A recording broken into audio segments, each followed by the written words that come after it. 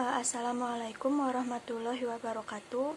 Sebelumnya perkenalkan, nama saya Muslimaini Hadijah Rimayanti dengan NIM 19,09103020039 dari Universitas Jember yang menempuh mata kuliah Gerakan Sosial kelas B. Di sini saya akan menjelaskan hasil review dari buku yang berjudul Black Flags and Social Movements karya Dana M. Williams. Telah disebutkan dalam buku tersebut bahwa tujuan dibuatnya buku Black Flags and Social Movements ini bertujuan untuk menghancurkan asumsi-asumsi dan stereotip yang membuat gerakan anarkisme ini disalahpahami oleh orang-orang dan masyarakat. Pada awalnya, gerakan anarkisme diabaikan atau tidak dianggap oleh para pengamat dan akademisi. Disebutkan bahwa terdapat banyak sekali jurnal-jurnal tulisan para cendekiawan yang membahas tentang gerakan nasional, gerakan sosial. Pada awalnya, gerakan anarkisme diabaikan atau tidak dianggap oleh para pengamat dan akademisi. Disebutkan bahwa terdapat banyak sekali jurnal-jurnal tulisan para cendekiawan yang membahas tentang gerakan sosial. Namun dari sekian banyaknya jurnal-jurnal tersebut, tidak ada satupun yang membahas tentang gerakan anarkisme.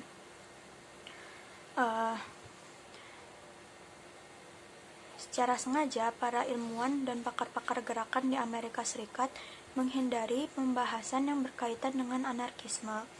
Padahal, anarkisme ini ikut berperan dalam revolusi-revolusi yang sebelumnya sudah terjadi. Hal tersebut dikarenakan anarkisme sama sekali tidak dianggap sebagai sebuah gerakan.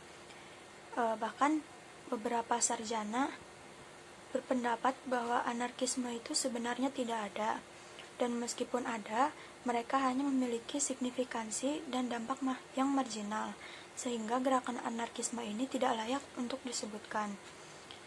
Dari hal tersebut, secara sadar, anarkisme sudah dijauhkan dari radar akademisi.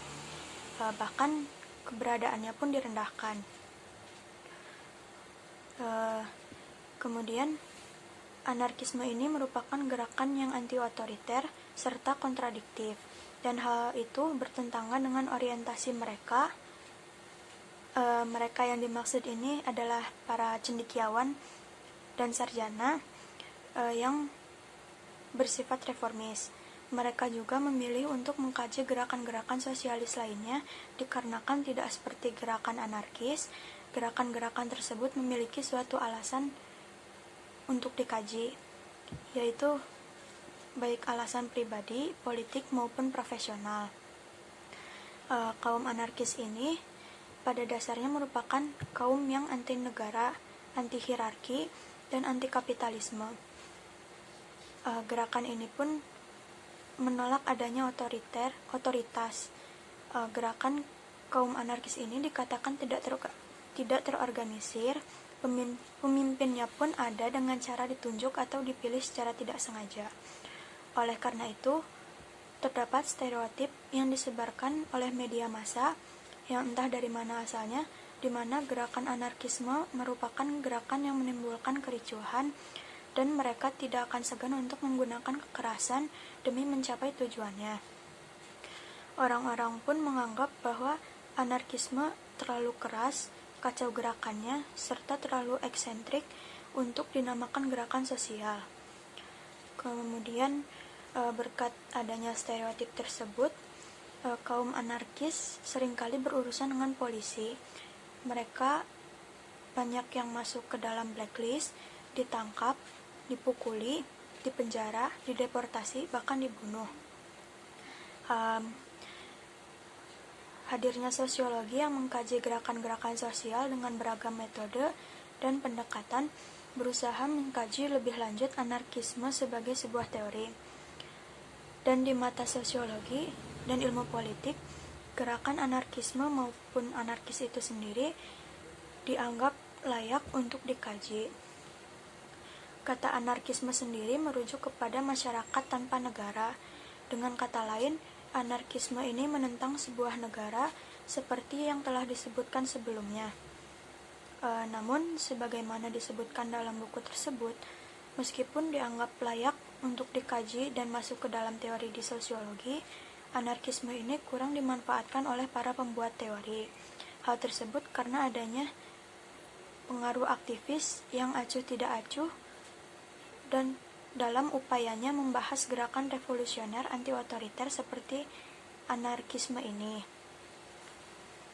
Kemudian disebutkan bahwa adanya sebuah teori yang teori ini membahas tentang perilaku kolektif yang menjadi dasar kajian gerakan sosial, yaitu teori nilai tambah yang dikembangkan oleh Niels Melzer.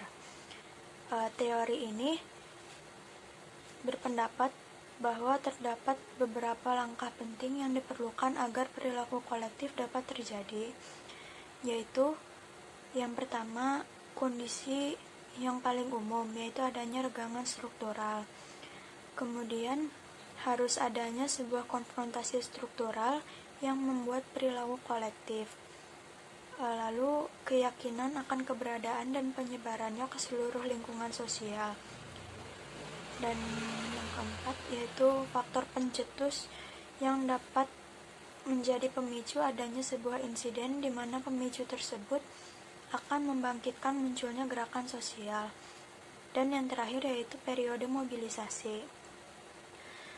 Kemudian terdapat juga teori lainnya yaitu gerakan sosial baru atau NSM, Natural Semantic Mental Language, di mana dalam ringkasannya terdapat beberapa metodologi untuk menilai anarkisme, yaitu yang pertama politik pasca industri dan pasca materi. Politik baru menggantikan kelas, gerakan sosial berbasis nilai postmaterialis yang mementingkan kualitas daripada kuantitas kehidupan.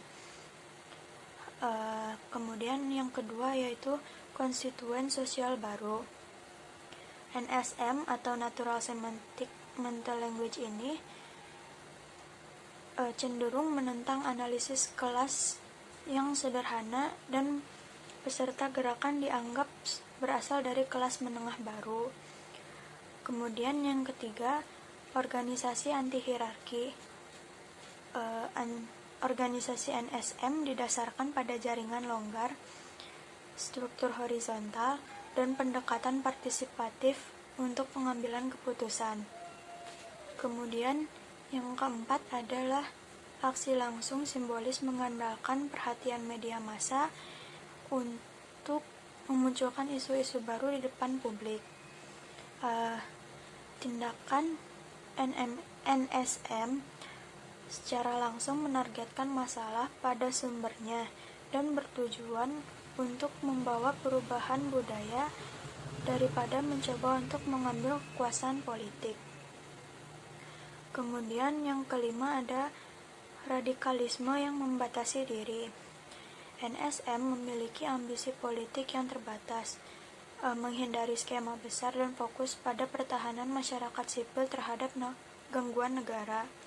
Serta yang terakhir yaitu identitas baru. Perhatian utamanya adalah menciptakan identitas baru melalui politik ekspresif yang mempromosikan realisasi diri dan hak otonomi. Kemudian NSM atau gerakan sosial baru ini kemudian melahirkan dua bentuk baru ideologi antikapitalisme yang mengadopsi anarkisme, yaitu ideologi anarkosindikalisme dan ideologi anarko-komunis. Disebutkan bahwa anarko-sindikalisme menganjurkan solidaritas lintas industri, taktik aksi langsung, dan manajemen diri pekerja. Di sisi lain, ideologi anarko-komunis menganjurkan versi perjuangan kelas anti-kapitalis yang lebih berorientasi pada komunitas. Hal tersebut menunjukkan bahwa anarkisme ikut berpartisipasi dengan mendorong anti kapitalisme kepada gerakan-gerakan keadilan pada saat itu. Sekian penjelasan dari saya. Apabila ada kesalahan Sekian penjelasan dari saya. Apabila ada kesalahan kata atau pengucapan, saya mohon maaf. Terima kasih. Wassalamualaikum warahmatullahi wabarakatuh.